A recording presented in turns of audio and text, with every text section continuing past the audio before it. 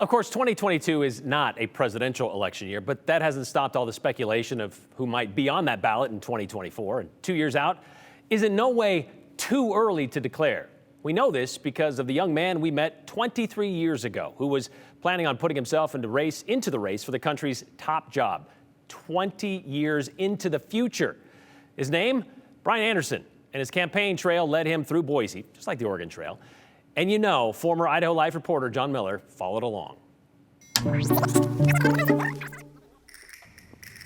My name's Brian Anderson. I'm on a 1,000-day trip across the country right now, where I'm trying to learn as much about the thought process of America as I can, because I plan to run for president in the year 2020. I'm 27 right now. I'll be 48 at that time. It sounds abstract, but there's a lot of exciting momentum behind it. You're running for president in 20 years. That's about right, absolutely. That's a little far away. There's a lot of things that I need to do. This right here is a sign I had developed. This is the only campaign sign, absolutely. In 4 pieces. Wouldn't fit in the car any other way.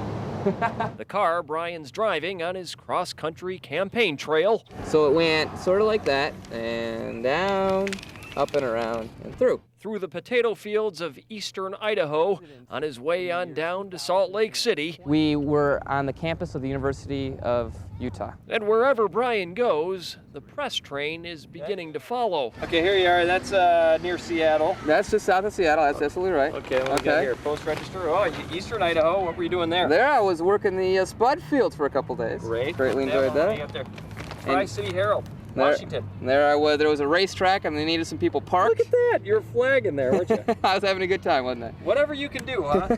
Well, basically, yeah. Dropping off letters to every legislator at every state capital. This is truly a new one. We'll give you guys a couple of days. I plan to run for president. After all, 2020 is a long way away. Yep, you guys will all be old enough to vote. Does anybody, like maybe your mother, say, "Geez, Brian, you're nuts"? Sign the card for me. Mainly, they just ask for autographs. After all, Hey, you never know, right? That's right. This is America. Anything can happen. Brian's hoping it happens to him, pounding the pavements of communities everywhere. And to me, that's vitally important. The ultimate grassroots effort for the candidate with the 2020 vision. Good luck to you. Yeah, thank you. I appreciate it. John Miller, Idaho's News Channel 7.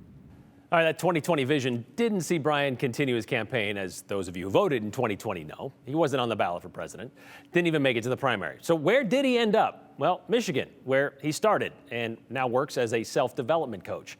Fitting, since his presidential plans developed out of what was a road trip, just a road trip to visit colleges where he might want to get a master's degree in business. That road trip turned into a 3.5-year journey.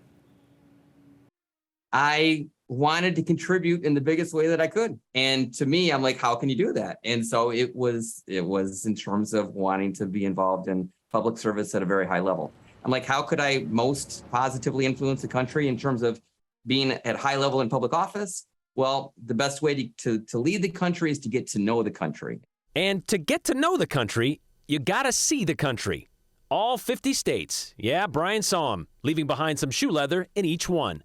Okay, so he worked his way around the U.S., saw the people, but why didn't the people see him on the 2020 presidential ballot? There were some delays along the way. I was writing a book, and just the book took a long time. The story of my travels of all 50 states became pretty immense, quite honestly.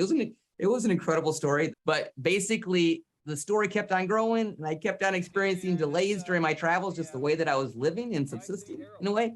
And so it took a long time to get a book done. And by the time a book, which was going to be the foundation of everything, was written, the world was changing a little bit. The economy was changing a little bit. And my book didn't get picked up by a major publisher. And so that kind of got me off track a little bit. He did keep track of the 4-piece campaign sign. It sits forever by his fireplace. And he still has the old car that carried him around the country. He drives a new one these days, but it still carries old ideas. My license plate today says Prez 40. Is there a chance in the future I'd be interested? Yeah, but again, that's easy for anybody to say, but I want to contribute as much as I can. And if things get to that level, then I know the country pretty well, at least from a couple decades ago. Easy for anyone to say, but it's also safe to say a lot has changed around the country in the last couple of decades. He may need to get that tour going again.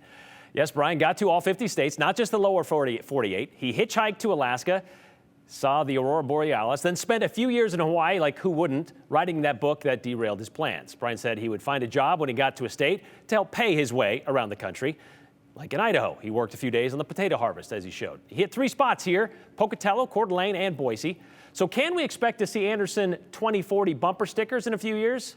Well, only if he can get that red car running again, is what I'd say.